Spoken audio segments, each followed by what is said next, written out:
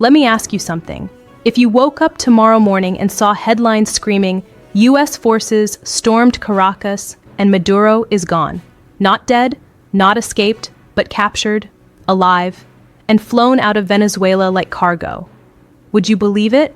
Or would you laugh and say, please, that's Netflix, not real life? Because I'm telling you, what people claim happened on the night of January 3rd is so wild, so cinematic, so unbelievable, that even Hollywood would pause and say, okay, let's make it a bit more realistic. But here's the scary part. Whether this story is fully true, partly true, or completely engineered propaganda, the reaction around the world has been very real. Markets got tense, capitals went silent, and in certain presidential palaces from Latin America to Africa, you can almost picture leaders tightening their security and whispering, could it happen to me? Because this is not just about Maduro. This is about a message, a new kind of message. Hello, I'm Lucy Hawkins. Good to have you with us. Nicolas Maduro has arrived in New York hours after President Trump announced the US had captured Venezuela's president after launching strikes on the country. A social media page run by the White House posted this video you can see here. It shows Mr. Maduro entering the Drug Enforcement Administration headquarters in New York. It was posted alongside the comment, "Perp walked." Now, that's an expression for the public display of an alleged perpetrator of a crime by law enforcement officials. Mr. Maduro and his wife Celia Flores had been flown to an airbase outside New York after being captured in the capital Caracas. He was then transferred to Manhattan, where he was indicted on drug trafficking and weapons charges. US reports say he is spending the night at the notorious Metropolitan Detention Center in Brooklyn. Now, that's a facility that has handled many high-profile cases, including rapper R. Kelly, the Jeffrey Epstein associate Ghislaine Maxwell, and most recently, Sean Diddy Combs. According to the claims flooding international channels, what happened was not the usual airstrikes, warnings, and speeches. No, the story says the US carried out something much deeper, a lightning-fast operation aimed not at buildings, but at one man, President Nicolas Maduro. And not just him, even his wife. Now think about it. Countries have invaded countries before. Countries have bombed military bases. But walking into a sovereign state and allegedly extracting the sitting president alive, that is not just war. That is a geopolitical earthquake. That is the kind of thing that changes global behavior overnight. And whether people support Maduro or hate him, that kind of move would shake everybody. Because today it's Venezuela. Tomorrow it could be anyone. Now, the script claims this whole thing had a code name, Operation Absolute Resolve. And it describes precision strikes across key locations, allegedly shutting down defenses and paralyzing loyal forces. But here's where we need to be intelligent. When a story arrives too perfectly packaged, with too many neat details, names, and timelines, that's usually a red flag, because in real war operations, information does not come out clean. It comes out messy, it comes out confusing, it comes out with contradictions. So the bigger question is not just, did the US do it? The bigger question is, who benefits from people believing this? Because truth is one thing, but psychological warfare, that's another sport entirely. Let's assume for a second this story is real. Maduro gets captured, Caracas is hit, the leadership is removed. Okay, then the next question becomes, why didn't Russia respond? Why didn't China respond? Why are they not moving troops, threatening retaliation, or shaking the earth? Instead, what we've seen, according to this narrative, is condemnation. This is unacceptable. Violation of sovereignty diplomatic language. You know that language that basically means we are angry, but we can't do anything. So what's happening here? That silence is louder than explosions. One brutal explanation is simple. Russia may not have the capacity. Let's not romanticize it. Russia has been tied down in Ukraine for years, spending resources, ammunition, manpower. And if you are struggling to sustain pressure in Europe, are you really going to open a fresh confrontation across the ocean? This is where global power looks real. Not in speeches, not in parades, in logistics, in reach. If this operation happened, it humiliates Russia's image because it draws a painful contrast. The US allegedly executes a mission in minutes, while Russia struggles for years. And prestige matters. In geopolitics, perception is currency.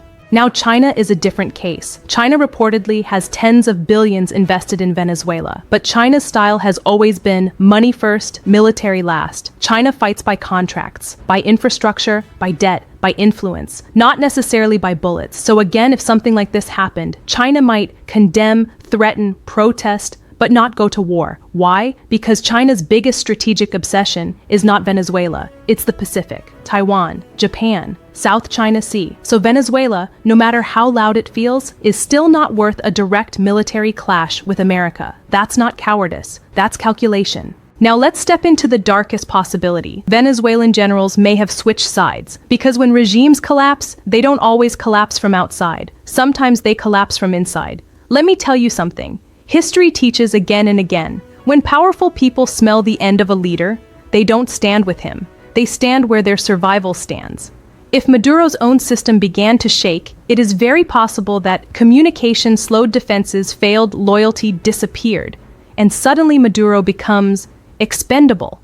That's how it always goes. Even lions get eaten when they become weak. Now let's get to the scariest line. It says Trump allegedly made a calm statement like, "We carried out a large-scale operation. We captured him and brought him out." If that kind of statement is even remotely true, then it signals a shift, a new doctrine. A doctrine that says, we won't sponsor rebels anymore, we will come for you directly. And that message is not just for Caracas, it is for Tehran, Moscow, Beijing, and frankly, any leader who is too comfortable. Because when the global superpower decides the rules have changed, everybody adjusts, even those who pretend not to. Let me tell you something. The loudest sound on January 3rd wasn't the bombs. It wasn't the helicopters. It wasn't even the global news alerts buzzing like mosquitoes on every phone. The loudest sound was silence. That silence that happens when powerful people suddenly realize, oh, so it can happen. Because if the reports are true,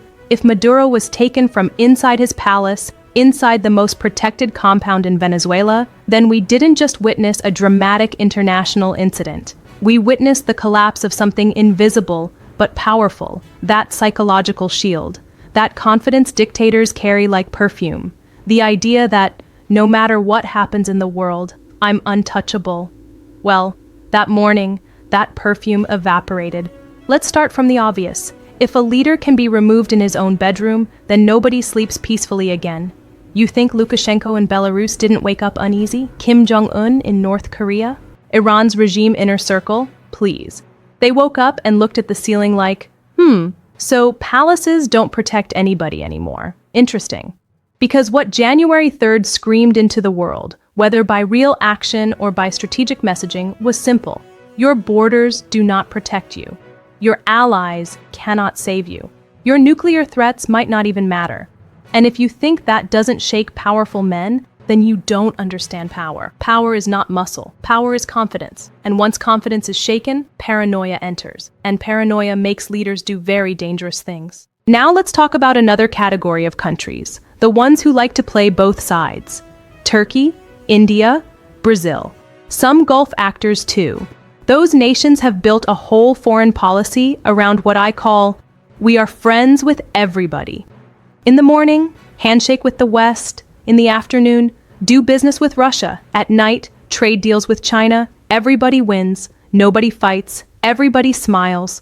But this January 3rd situation was a cold shower, a reality slap, because if the US is now using hard power and signaling dominance openly, it removes the gray zones. The message becomes, pick a side. There is no middle seat on this flight, and countries who were trying to maintain multipolar balance may begin to shift. Not because they love America, but because fear is a powerful motivator. Nobody wants to be caught standing next to Russia while Russia is being humiliated. Nobody wants to lean on China when China's strategic walls are collapsing. In geopolitics, when a giant shows strength, everyone pretends they were always its friend. It's human nature, even in school. When the bully enters the classroom, suddenly everybody remembers they have homework. Now let's shift from politics to what truly runs the world. Energy, oil, money, because this is where the real disaster begins. Venezuela has the largest proven oil reserves in the world. And for years, that oil has been like a locked treasure chest. Sanctions, mismanagement, corruption.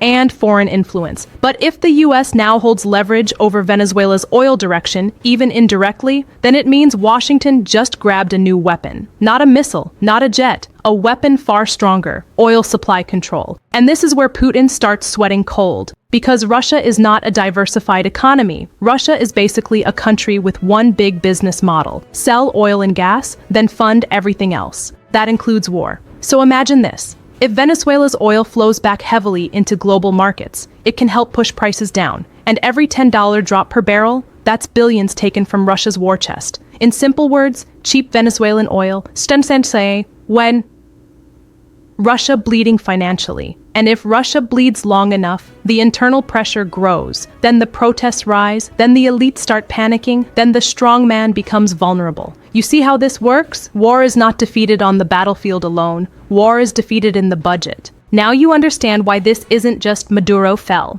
This is bigger. It's strategic strangulation. If Washington holds influence in Venezuela, it can pressure Russia's oil competitiveness, Saudi and OPEC calculations, India and China's discount oil bargain deals. Because India and China have been buying discounted Russian energy, especially since sanctions. But if oil prices crash or Venezuela offers alternatives, Russia loses its advantage. Suddenly that cheap Russian oil becomes less attractive. Suddenly the Kremlin's leverage shrinks. It becomes harder to fund. Drones, ammunition, foreign operations, mercenaries. And even more importantly, it becomes harder to keep the Russian population calm, because hardship at home turns propaganda into noise. Now, let's talk about Beijing. This is where things get very interesting, because Venezuela was not just oil for China. It was a geopolitical base, a forward operating position, a way of saying, if America has influence in Asia, we will build influence in America's backyard. China was playing the long game. Ports, infrastructure, loans, political partnerships, a slow encirclement, like someone quietly building a fence around your house while smiling at you. But if these January 3rd claims are true, then China woke up and realized we didn't just lose an investment, we lost a strategy. Because the moment Venezuela changes direction, a decade of Chinese effort in the region becomes unstable. And it's not only Venezuela, it's the dominoes, projects, contracts, governments, alliances. Once the anchor nation shifts, smaller allies start reconsidering. Nobody wants to remain on the losing team. There's also a big dream tied into this, the idea of an alternative canal in Nicaragua, one that could challenge the Panama Canal. China loved that idea because the Panama Canal is one of America's strategic arteries. If China gets an alternative route, it creates leverage. But without regional support, especially from Venezuela as a strong partner, these mega project dreams become paper talk. So those Chinese cranes and port visions, they may end up just sitting there like abandoned wedding decorations after a failed marriage. Big, shiny, useless. China has been pushing the idea of a polar Silk Road through the Arctic. And Venezuela's oil could play into broader, long-range energy supply chains. But if Venezuela is politically lost, then the resources feeding that dream get disrupted. And that's the problem with empires. They need consistent supply routes. Cut the supply and the dream collapses. The capture of Venezuela's President Nicolas Maduro by the US came despite his country's long-standing alliance with both China and Russia. Both have criticized the US attack, but have taken no action. What are the implications for Russia and China? Nicolas Maduro's relationship with two of the world's most powerful nations were long established. Russia supported Venezuela financially and with military hardware, both during Maduro's presidency and from when his predecessor, Hugo Chavez, came to power in 1999. Moscow also accepted that Maduro had won the 2024 election, despite Western countries saying it was rigged. For its part, China was, after Western sanctions, the top buyer of Venezuelan oil. But this support doesn't appear to have counted for anything when the US went into Venezuela to extract Nicolas Maduro on Saturday. President Donald Trump says the US is now firmly in charge. The country is a mess. It's been horribly run. The oil is just flowing at a very low level, much lower than, even if it was badly run, it should have more income, more oil than what they do. So we're going to have the big oil companies go in. They're going to fix the infrastructure. They're going to invest money. we're not going to invest anything. We're going to just take care of the country. We're going to cherish the country. We're going to take care, more importantly, of the people, including Venezuelans that are living in our country that were forced to leave their country. So China's vision takes a hit both in the Caribbean and even indirectly in its northern ambitions. Now let's step into the most painful part for Xi Jinping, the Pacific, Taiwan. Because if America can allegedly pull off a surgical operation in Venezuela, then the big question becomes, what can it do in the Taiwan Strait? And if Beijing was using Latin America as a distraction zone, a fire in America's backyard, then this situation flips the board. The US didn't just put out the fire, it allegedly burned the entire matchbox. Meaning Washington now has more attention, more confidence, and more leverage to redirect power back to the Pacific. And that is not what China wants. China wants America tired, distracted, overstretched. But this situation signals the opposite. America is active, sharp, and still capable. So Xi Jinping's timeline can be delayed, not because China is weak, but because risk has increased. And when risk increases, even dragons pause. Let's land the plane on the biggest consequence of all. Not oil, not projects, not canals, not Taiwan. The biggest damage is this: trust. If Maduro, a heavily protected ally, can fall, then what does that say about Russia and China? What does it say about their protection, about their weapons, about their promises? Because every country watching will now ask, if I partner with Moscow, can they actually defend me? If I take China's investment, can they protect my regime? Or will I be sacrificed when the pressure comes? And that question is deadly. Because alliances are not built on speeches, they are built on credibility, and credibility is like glass. Once cracked, it never returns the same. So whether these claims are fully true, partly true, or amplified for strategic messaging, one truth remains: a line has been crossed. A new era is being announced. An era where gray zones shrink. An era where power is displayed openly. An era where leaders will think twice before assuming they are untouchable. And an era where the global chessboard is being rearranged. Caracas wasn't just a city that went dark that night. It became a signal flare, one that told the world the rules have changed. Now I want to hear from you. What do you think about this whole situation? Do you believe the world has entered a new era where leaders can be removed overnight? Or do you think this is propaganda designed to scare opponents and reshape global alliances? Drop your thoughts in the comments. And please support the work by liking this video and also subscribe to the channel so you don't miss the next big update. Thank you for choosing us.